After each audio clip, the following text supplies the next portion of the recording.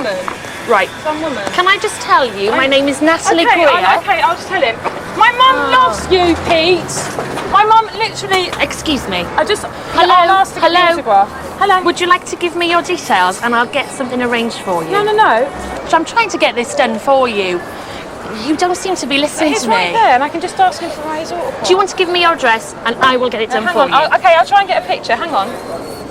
Okay. But he's just there, honestly. If I just could have, like, literally an autograph from my mum. I put the phone down now, out here. Do you want to give me one or not? Absolutely not. Absolutely not. Oh no, she looks a little bit lost. Because she won't give up. She looks like she's asking for Pete. Come on, you should be taking control, Natalie, not asking Pete for advice. Pete, honestly, it's just an autograph. It's just You have to leave. I'm really sorry, but you really have to leave. It literally takes 2 seconds. I don't see what the problem is. He doesn't want to. He doesn't want to. If you can see, I've got a TV crew here. You should have the sanity and the manners not to interrupt us. So on principle, I'm not going to sign a damn thing, and I'm not going to talk to your mother. I know, and it's taken you 10 seconds to grovel for it, so leave it. You're not going to get it. Well, I think you're horrible, and I'll tell my mum that as well.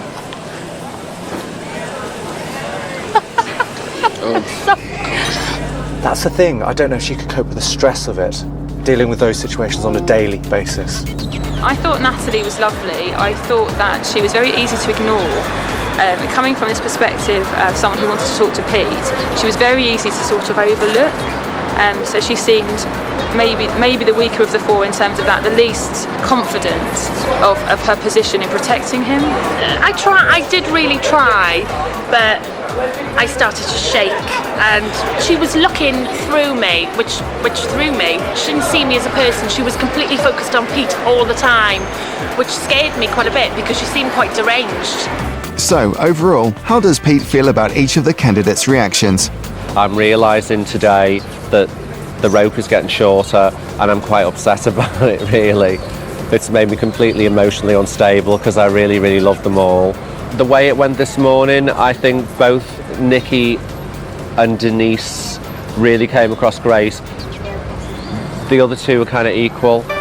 After an early start, the PAs take some downtime. With elimination looming, Natalie has a few doubts about today's task. I wasn't so impressed with my dealing of the fan, and it's fear of the unknown. That's the thing that freaks me out the most, because I work in a very controlled environment that is the same most days.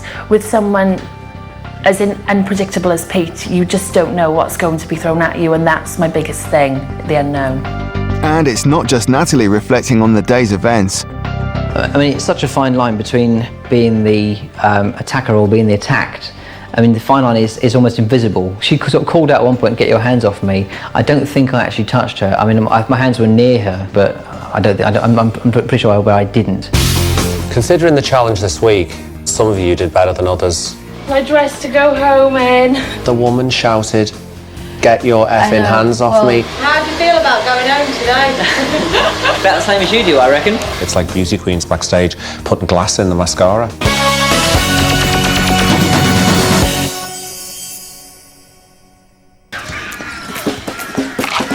Sharon, can you get me some more fries, please? Sharon?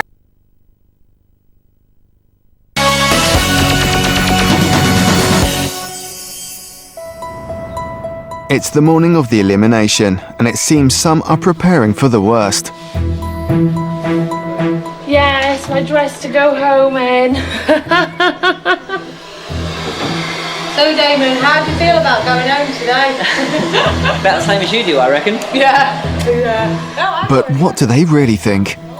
I don't think I should go home this weekend because I have improved during the course of the weeks. Hopefully it's quite clear now that I can pull things together and I can be strong when I have to be. I'm here because I want to be here, and just because I've got experience in life or something, that doesn't mean to say I'm too good for a job. I'm confident, I'm still driven. With experience, I could do really well. I can be his wife without having to go to bed with him.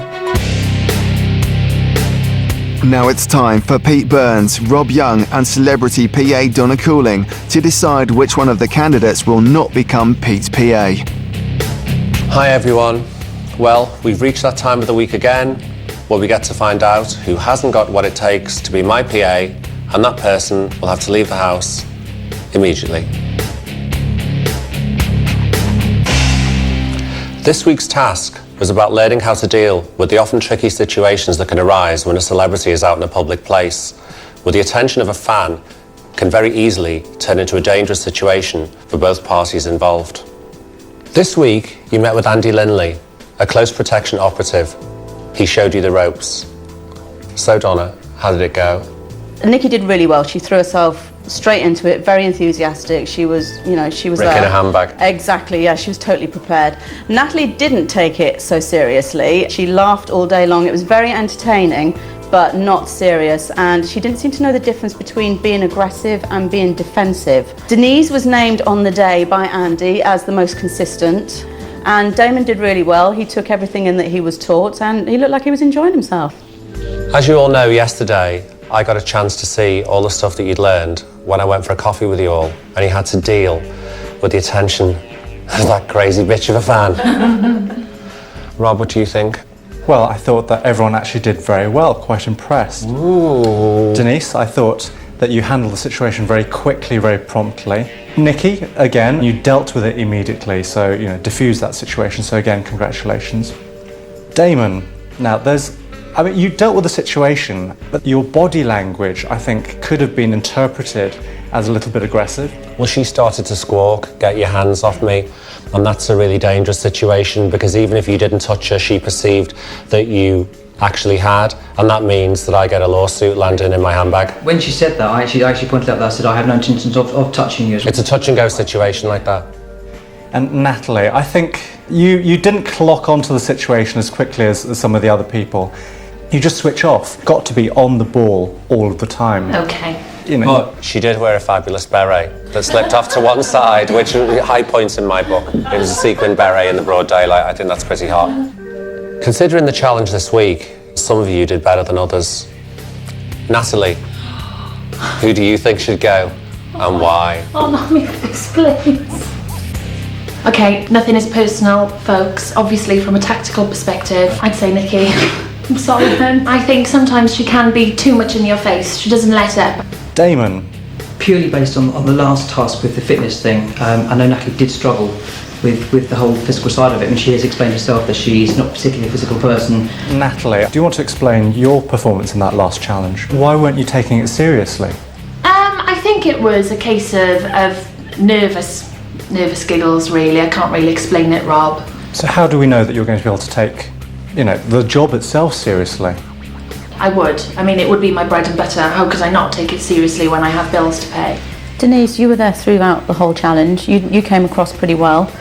Who do you think is weakest at the moment?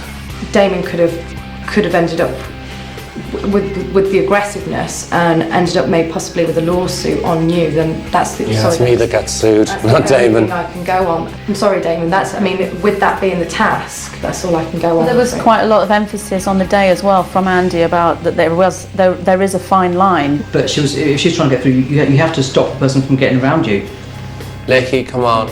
Natalie, purely because of her indecisiveness and other traits that have been shown in the house. It's getting much harder, and you lot are not making it any easier because you've all been kind of great and you've all got your weak spots, and in this situation it's making it even harder. It's been a real head fuck.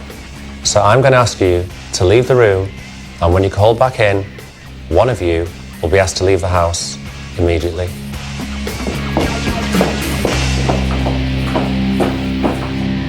Oh, I hate this. This is horrible. Yeah, the waiting's the worst bit. Is it? It's really? I thought the being beasted was quite bad, in all fairness. I was quite shocked that Natalie wants to eliminate Nikki because Nikki's too good.